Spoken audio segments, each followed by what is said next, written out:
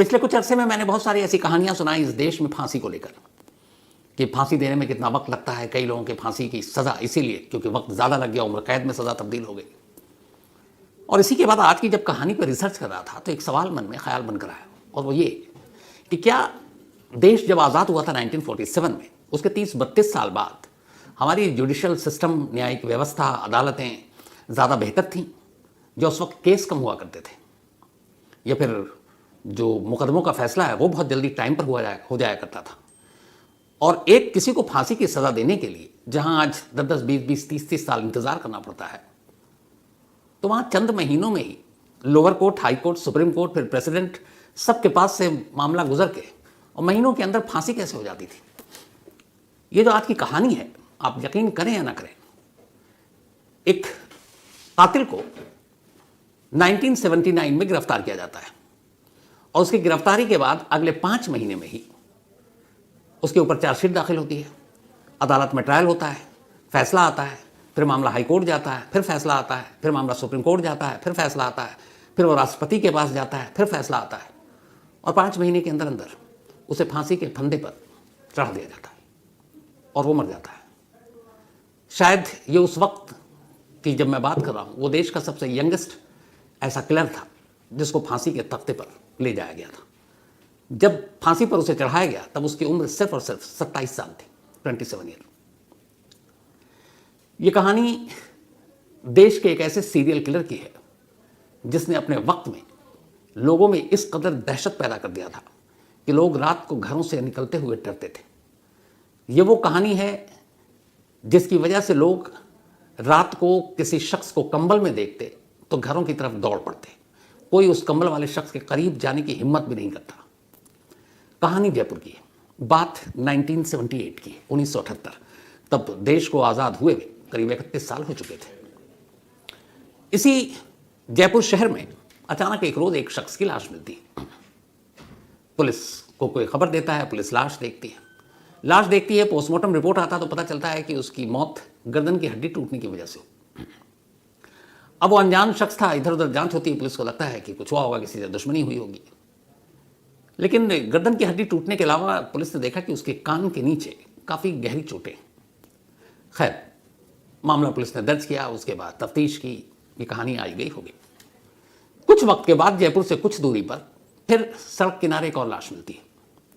Postmortem report आता है, फिर पता चलता है इसकी मौत गर्दन की हड्डी टूटने से हुई है, और इत्तेफाक से उसके कान के नीचे भी कुछ चोट के निशान थे। कुछ वक्त बीतता है, अब राजस्थान के कुछ और अलग इलाकों में, जयपुर से दूर, ऐसे ही किसी आदमी की लाश मिलती है। फिर उसकी गर्दन की हड्डी टूटी है, कान के नीचे चोट के निशान है। धीरे धीरे ऐसी लाशों की तादाद बढ़ती जाती है, लेकिन थाने अलग अलग हैं, इलाका अलग अलग है। इसलिए उस वक्त की पुलिस ने इन सारे केस की कड़ियों को एक साथ जोड़कर इसकी तफ्तीश नहीं की। हर एक को लगा कि उस पुलिस स्टेशन का मामला है, उस पुलिस स्टेशन का मामला है, जो आज भी हमारे देश में होता है। कम्युनिकेशन ठीक से नहीं हो पाता, उसकी वजह से बहुत सारे केस बहुत देर में सुलझते हैं। तो खैर, एक के बाद एक कत्ल हो रहा है, लेकिन कोई ये नहीं सोच रहा कि इन सारे कत्ल के तार कहीं ना कहीं जाकर एक साथ जुड़ते हैं। ना किसी ने दिमाग लगाया, ना सोचा कि कत्ल के तरीके, कत्ल के पैटर्न को अगर देखा जाए तो पता चल सकता है। धीरे धीरे करके 10, 12, 15, 20 ऐसी ही लाशें मिल गई। अब जब 10-20 लाशें मिली तो उस वक्त शायद मीडिया में भी क्राइम की खबरें उतनी ज़्यादा उस पर तवज्जो नहीं दिया जाता था। सिंगल कॉलम खबर छप रही थी, जो राजस्थान के जो भी है अखबार थे, नेशनल न्यूज़पेपर में जो दिल्ली से छपते थे, उसमें तो इस खबर ने अपनी जगह ही नहीं बनाई, उसको जगह बनाने लायक समझा ही नहीं गया। तो जब एक एक कर ये लाशें मिलती गई तो किसी सीनियर या आला पुलिस अफसर की जयपुर में बैठे हुए नजर पड़ी उसी एक छोटी सी खबर पर। तो उसने देखा कि ये लिखा हुआ है कि ऐसी और भी लाशें मिली थी। रिपोर्टर ने भी एक डिटेल में जाने के बाद एक शॉर्ट रिपोर्ट बना के रख दी। लेकिन उस आला पुलिस अफसर के दिमाग में आया कि यार ये पैटर्न एक तरह से ये कत्ल हो रहा है, तो इसके पीछे क्या हो सकता है। अब उन्होंने इस बारे में अपनी टीम को लगाया और कहा कि देखो। अब जब ये बात पुलिस के कानों तक पहुंची और उस जर्नलिस्ट को भी पता चला, तो फिर अखबार में आया पहली बार कि एक अजीब सिरफिरा सीरियल किलर घूम रहा है और अब तक वो 15-20 लोगों को मार चुका है। जब ये खबर आई, इत्तेफाक से उसके कुछ दिन के बाद फिर एक लाश मिली। अच्छा, इस खबर में ये भी थी कि मारने का तरीका एक, गर्दन की हड्डी टूट जाती है, कान के नीचे किसी वजनी चीज़ से मारा जाता है, और जो जख्म के निशान है उसको देखकर डॉक्टरों का मानना था कि शायद ये कोई हथौड़ा होगा, हैमर। तो अब ये हो गया कि अखबार में फिर खबर छपी। अब धीरे धीरे लाशों की तादाद बढ़ रही है। इधर अखबार में खबर भी आ गई। अब लोगों तक, आम लोगों तक खबर पहुंची कि राजस्थान के अलग अलग इलाकों में ऐसी लाशें मिल रही हैं। और चूंकि सबके कान के नीचे यहाँ पे ये चोट थे, तो वो कनपट्टी जो होती है वो उसके इर्द गिर्द सारे चोट के निशान थे। तो इसके बाद एक अखबार ने इस अनजाने कातिल को एक नाम दे दिया, कनपट्टी मार सीरियल किलर। अब जैसे ही कनपट्टी मार सीरियल किलर दिया तो इस नाम से बाकी लोग उसको जानने लगे। अब इसी दौरान में पुलिस की भी टीम लगी हुई, जहाँ जहाँ से लाशें मिलती, एक पैटर्न बन गया कि ये घर के अंदर या और कहीं पे कत्ल नहीं करता, बल्कि सुनसान सड़क पर कोई जा रहा होता है, कोई बैठा हुआ होता है, उसी को मारता है। तो हर जगह अलर्ट, सड़क पे गश्त बढ़ा दी गई, बट कोई फायदा नहीं। इधर लाशों की तादाद बढ़ती जा रही है। 20, 30, 40 हो गए, 50 का आंकड़ा पार कर गया, क्योंकि पैटर्न एक था, उन सारी लाशों को एक साथ जोड़ा गया। अब धीरे धीरे रिपोर्ट आई और पता चला इनमें से कुछ लोग ऐसे थे जिस पर यह हमला हुआ, वो नसीब वाले थे, बच गए, और वो झुके और उस वार से बचे और वहाँ से भाग लिए। तो ऐसे 2-4 इंसिडेंट हो गए। जब ये हुआ तो फिर पुलिस को पता चला, क्योंकि कनपट्टी मार की दहशत फैल चुकी थी। तब उसने पहली बार कुछ 2-3 विटनेस आए और उन्होंने कहा कि हाँ, उन्होंने देखा एक शख्स अंधेरे में बैठा हुआ है सड़क किनारे, और देख के लगता नहीं कोई इंसान बैठा हुआ, क्योंकि वो पूरी तरह से कंबल के अंदर है, अपने आप को छुपा कर रखा हुआ है। तो बस ऐसा लग रहा है कंबल है या कोई गठरी से रखी हुई है। तो मैं जैसे ही उस कंबल के पास से या गठरी के पास से गुजरा, अचानक उस कंबल में हरकत हुई। एक शख्स खड़ा हुआ, उसके हाथ में हथौड़ा था, और उसने मेरी कान के नीचे मारने की कोशिश की। मैं झुका, उसका बेतहाशा दौड़ गया। वो भी दौड़ा, लेकिन फिर रुक गया और मैं बच के आ गया। जयपुर के करीब एक दूसरी जगह पर सेम इंसिडेंट हुआ। वहाँ पे भी एक चश्मीद आया, उसने पुलिस को, क्योंकि अब तक ये बात कनपट्टी मार वाली फैल रही थी, तो उसने कहा मैंने भी देखा सड़क किनारे अंधेरे में एक कंबल जैसी कोई बोरी रखी हुई थी, जैसे कंबल में लपेट कर कोई सामान रखा गया। और मैं जब गया तो कंबल में हलचल हुई। अचानक वो खड़ा हुआ, उसके हाथ में हथौड़ा, और उसने मुझे कान के नीचे मारने की कोशिश की। मैं दौड़ा और बच गया। तो अभी जब 3-4 ऐसे विटनेस सामने आए और उन्होंने बताया, तो अब ये हुआ कि जो भी ये कातिल है वो कंबल में अपने आप को ढक कर बाहर निकलता है रात के अंधेरे में, और ऐसे लोगों को अपना शिकार बनाता हो जो तन्हा हो, अकेले हों, लेट जा रहे हों, उनके साथ हो ही ना हो, और उस जगह पर कोई और दूसरा शख्स भी ना हो। तो ये भी छोटी छोटी इन्फॉर्मेशन मिली पुलिस को। तब ये सारी रिपोर्ट भी हुई, तो पता चला कि ये जो कनपट्टी मार कातिल है ये कंबल में निकलता है। अब जैसे ये बात फैली, कंबल को लेके दहशत। अब अगर ठंड आई तो लोग, ये तो जैकेट वैकेट की सारी चीज़ें हैं, आप अभी भी जाएँ गाँव छोटी जगहों पर तो लोग चादर कंबल यही ओढ़ कर निकल लेते हैं। तो ठंड के मौसम में कंबल में कोई रात को जा रहा है जेनमेन, उसको देखकर लोग डर जाते थे और भागने लगते थे कि ये कनपट्टी मार है। तो अब कंबल से भी लोग डरने लगे। अंधेरा होने के बाद घरों में लोगों को कहा जाने लगा कि तुम सुनसान रास्ते पर मत जाओ, और अगर जाना जरूरी है तो 2-4 लोग इकट्ठे जाओ। तो पूरे जयपुर और उसके इर्द गिर्द इस कनपट्टी मार और इस कंबल वाले कातिल की दहशत फैल गई। अब पुलिस के लिए भी बड़ा चैलेंज। इधर पुलिस तफ्तीश कर रही है, तशमीद मिल रहे हैं, उधर लाशों की गिनती बढ़ती जा रही है। अब वो 50 से 60 हो गया, 60 के बाद भी गिनती जारी है। अब पहली बार ये खबर राजस्थान जयपुर से दिल्ली पहुंची। अब दिल्ली में सेंट्रल गवर्नमेंट तक भी ये बात पहुंची। तो ये हुआ कि यार ऐसा कौन है जो 50-60 लोगों को इस तरीके से मार रहा है, और पूरी पुलिस फोर्स जो है उसको पकड़ नहीं रही है। इस दौरान में राजस्थान पुलिस ने फिर स्पेशल टीम बनाई इस कनपट्टी मार को पकड़ने के लिए, कि कोई क्लू ऐसा नहीं मिल रहा जो कातिल तक पहुंचा दे, सिवाय इसके कि कुछ चश्मदीद थे। आखिरकार फिर एक पुलिस अफसर ने कहा, रात का तो अंधेरा था, लेकिन उन्होंने कहा चलो कद काठी के हिसाब से जो भी तुमने देखा, क्योंकि 2-3 ने बताया कि जब वो दौड़ा तो कंबल ओढ़ कर तो दौड़ नहीं सकता था, क्योंकि उसको कुछ देखना भी था। तो कंबल उसके सर से सरका, और जब वो सरका तो दौड़ा था, तो उन लोगों ने वहाँ पे कुछ रोशनी थी, उसमें उसका चेहरा देखा। तो जितने भी चश्मदीद थे सबको अलग अलग बुलाया गया, और सबसे अलग अलग कहा गया तुम हुलिया बताओ। उस वक्त टेक्नोलॉजी इतनी एडवांस नहीं थी, लेकिन स्केच पुराने दौर से चला आ रहा है, हाथ से नहीं, बाबा आदम के ज़माने से। तो अब ये हुआ कि भाई तुम हुलिया बताओ और हमारे आर्टिस्ट स्केच बनाएंगे। तो जितने भी चश्मदीद थे उन सबको अलग अलग बिठाकर अलग अलग स्केच आर्टिस्ट के पास बैठा दिया गया और कहा गया हुलिया बताओ। अब उस कंबल वाले कनपट्टी मार गुमनाम कातिल के स्केच बन रहे हैं। स्केच बनना शुरू हुआ। अलग अलग जब स्केच को देखा गया तो लगभग सारे विटनेस ने जो हुलिया बताया था वो सेम वैसे ही था, थोड़ी 19-20 का फर्क अलग था, लेकिन उन्होंने देखा। और जो चेहरा था उसको देख कर लग रहा था कि ये कोई बहुत यंग लड़का है। जो उन्होंने हुलिया बताया उससे भी लगा कि यंग है। फिर उन्होंने बताया जिस तरीके से वो दौड़ रहा था, तो एक मिडिल एजेड इंसान के दौड़ने का ये स्टाइल, रफ्तार अलग होती है। एक यंग लड़का, उसके दौड़ने का अलग होता है, वो पूरी एनर्जी से दौड़ता है। तो दौड़ते हुए चेहरा देखकर ये सारी चीज़ें जो बनाई गई, तो फिर पुलिस इस नतीजे पर पहुंची कि ये जो भी सीरियल किलर है इसकी उम्र ज़्यादा नहीं है, 25-30 के बीच का होगा। लेकिन कौन, ये सवाल अब भी बड़ा था। अब पुलिस ने चुपचाप, गश्त तो पहले ही थी, बाकी अलग टीमें बनाई, और ख़ास तौर पर अब रात के वक्त कुछ जगहों को चुना जहाँ ज़्यादा अंधेरा होता है, सन्नाटा होता है, जहाँ से लोग जिन रास्तों को कम इस्तेमाल करते हैं।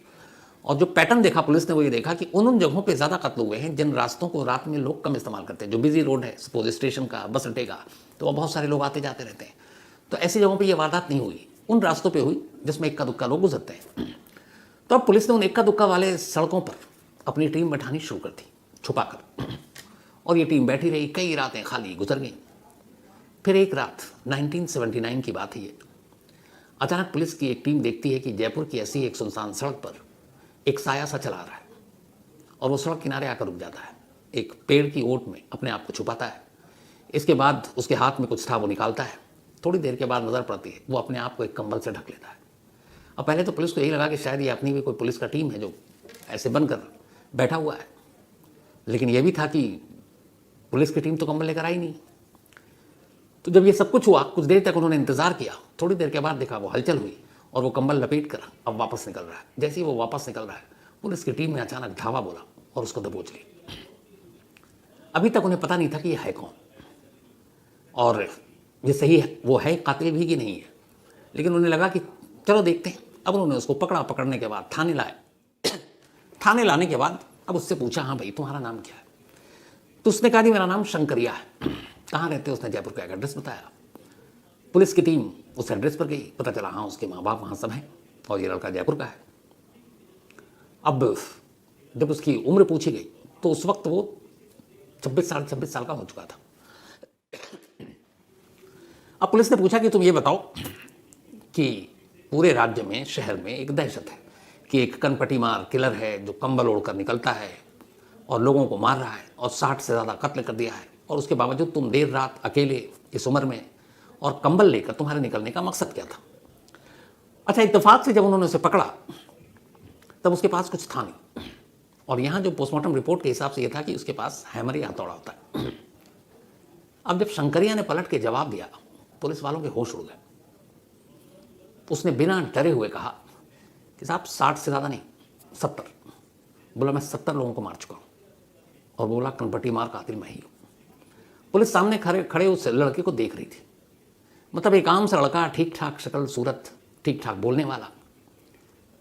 उनका कि मजाक समझा पुलिस ने पहले। बोला तुम क्या कह रहे हो मालूम है? बोला कि मैं आप कह रहा हूँ, आप कह रहे हैं 60 से ज़्यादा, मैं बता रहा हूँ 70, क्योंकि मैंने अपने इन्हीं हाथों से उन 70 लोगों को मारा है। तो पुलिस को लगा कि ये सीरियस है, तो पूछूं हथौड़ा, हैमर? तो बोला चलिए आपको दिखाता हूँ। जिस जगह पे वो था उसी जगह पेड़ के पीछे एक जगह झाड़ी में कुछ छुपा कर चीज़ रखी हुई थी। पुलिस वाले उसको लेकर गए और वहाँ एक हथौड़ा था। उस हथौड़े को भी पुलिस ने कब्जे में लिया। अब सारे सीनियर अफसरों को खबर दी गई, लेकिन अब भी ये कंफर्म नहीं था कि ये बंदा सच बोल रहा है। हथौड़ा मिल गया, उसके बावजूद हथौड़े को जांच के लिए भी भेज दिया गया। अब उससे पूछा गया, उसके घर वालों से पूछा गया। घर वाले हैरान, कहने लगे नहीं ये पागल है, ये तो घर पे रहता है। तो उन्होंने उससे रूटीन पूछा। उन्होंने कहा हाँ रात को ये कई बार बाहर निकलता है, तो हम पूछते भी हैं तो कहता दोस्तों के पास जाता हूँ, जबकि इसके दोस्त कभी घर नहीं आते और इसके दोस्त भी बहुत कम है। अब पुलिस वाले थ्रोली उसको इन्वेस्टिगेट करते हैं। पूरी उससे जब जांच पूछताछ सब हो जाती है, तब फिर पूरी कहानी और सारी कड़ियाँ जुड़ती हैं। शंकरिया जयपुर के एक मोहल्ले में रहा करता था, वहीं पैदा हुआ था 1952 में, यानी कि जब देश के आज़ाद हुए 5 साल हो गए थे। और ये 1952 वही साल था जब मदर टेरेसा ने कोलकाता में होम ऑफ डाइंग नाम से अपनी एक संस्था खोली थी। तो 1952 में पैदा हुआ। माँ बाप की ख्वाहिश थी कि ये ठीक ठाक पढ़ ले, कॉलेज पास कर ले, सरकारी नौकरी लग जाएगी, क्योंकि परिवार ठीक ठाक था। इसने शुरुआती स्कूली पढ़ाई लिखाई भी ठीक की, सब कुछ ठीक रहा। करीब 23-24 साल तक ये एक फर्मा बरदार लायक बेटा था अपने माँ बाप का। इधर उधर इसके ज़्यादा दोस्त नहीं थे, कोई आवारागर्दी नहीं करता था। लेकिन फिर 25 साल की जब इसकी उम्र हुई, अचानक इसके बिहेवियर में तब्दीली आ गई। वो बहुत कम लोगों से बात करता, घर वालों से भी। ज़्यादातर घर में रहता, कुछ पढ़ाई लिखाई करता, और रात को कई बार लगभग हर तीसरे दिन ये घर से निकल, जब पूछताछ हुई तो पता चला कि हर तीसरे दिन ये घर से निकलता था और फिर लेट नाइट लौटता था। अब उससे पूछा गया तो उसने अपने सारे जुर्म कबूल किए। अब बताना शुरू किया कि मैंने पहला कहाँ किया, दूसरा कहाँ किया, तीसरा कहाँ किया। अब उन जगहों पे जहाँ जहाँ लाशें मिली थी वहाँ के पुलिस रिकॉर्ड खंगाले गए, तो पता चला हाँ बल्कि उसको इसमें से 70 में से 50 की तो तारीखें भी याद थी, डेट याद था उसे। तो सारी चीज़ें जब मिलती गई, पुलिस ने चार्जशीट बनाई। इसके बाद मुकदमा चला। मुकदमा चलने के बाद 70 कत्ल के लिए इसके खिलाफ चार्जशीट तैयार हुई। लेकिन पुलिस 63 इन 70 में से 63 ही लाशों के बारे में जरूरी सबूत अदालत के सामने रख पाई। 1979 में ये शुरुआत में एकदम पकड़ा गया था, मतलब शायद जनवरी का पहला हफ्ता था 1979। जब इसकी गिरफ्तारी की खबर आई और इसकी ये कि इकरार जुर्म हाँ मैंने ये मारा है, तब जयपुर से लेकर दिल्ली तक ये खबरें छपी। लोगों ने राहत की सांस ली, बल्कि ये था कि इसको सिक्योरिटी देने के लिए पुलिस को मशक्कत करनी पड़ी, क्योंकि एक तो कंबल और कनपट्टी मार के नाम से ये इतना पॉपुलर हो चुका था कि लोग इसको देखना चाहते थे। तो अदालत में भी जब इसकी पेशी होती तो बड़े छुपा कर इसको पुलिस वाले ले जाते। अदालत में गए तो उसमें बहुत ज़्यादा वक्त ही नहीं लिया। अदालत ने 10-15 दिन के अंदर अंदर सारी चीज़ें, पुलिस ने चार्जशीट दाखिल कर दी और इसने एक्सेप्ट किया, इसने डिनाई किया ही नहीं। इसने कहा कि हाँ मैंने मारा है। तो इससे वजह पूछे कि क्यों मारा तुमने और क्या उनमें से किसी को जानते थे? इसने कहा नहीं, मैं उन 70 में से एक को भी नहीं जानता था। मैं मतलब हर तीसरे चौथे रात घर से निकलता था और घर से निकलते वक्त बस एक हथौड़ा अपने साथ रखता था और फिर मैं यूं ही मतलब सड़कों पर घूमता रहता था और जहां अंधेरे में मुझे कोई शख्स दिखाई देता, मैं हथौड़ा निकालता और उसके कान के नीचे पूरी ताकत से हथौड़ा मार देता। तो वो उसकी कनपट्टी पे लगता और गर्दन पे लगता, कनपट्टी भी टूटती, गर्दन भी टूट जाती। बोला जब वो लगता और जब वो चीखता सामने वाला तो मुझे उसकी चीख बहुत अच्छी लगती थी। तो जब पहली बार मारा तो जब वो चीखा तो फिर मैंने दोबारा मारा, वो फिर चीखा, लेकिन उसके बाद वो खामोश हो गया, चीखा ही नहीं। तो वो चीख मुझे अधूरी लगी। मुझे लगा ये वो पहली बार जब हिट किया था तब उसकी चीख अच्छी थी। तो मैंने लौट आया, बट फिर मुझे लगा कि कुछ मिसिंग है और मेरे दिमाग में यह था कि वो चीख फिर से सुनना, ऐसा लगता था जैसे कोई संगीत या धुन या क्या है। तो बोला बस 2 दिन रुका, फिर मुझसे रहा नहीं गया, मैं फिर निकला। फिर मैंने एक शख्स को देखा और अंधेरे में निकला और चूंकि उसको पहली बार मुझे ये मालूम नहीं था कि कहाँ पे मारना है, बस सर के पास मारना है, इतना तो पता था। लेकिन जो चीखा था तो मुझे लगा था कि मैंने उसको कनपट्टी के पास मारा है और गर्दन के पास, तो वहाँ से उसने ज़्यादा बेहतर तरीके से चीखा। इसलिए अगले शिकार को मैंने जानबूझ कर वहीं मारा और वो भी वैसे ही चीखा और उस चीख को फिर सुनकर मुझे बड़ा अच्छा लगा। बोला फिर तो ये हो गया कि मुझे उन लोगों की चीखें अच्छी लगती, इसके अलावा मुझे कुछ अच्छा ही नहीं लगता।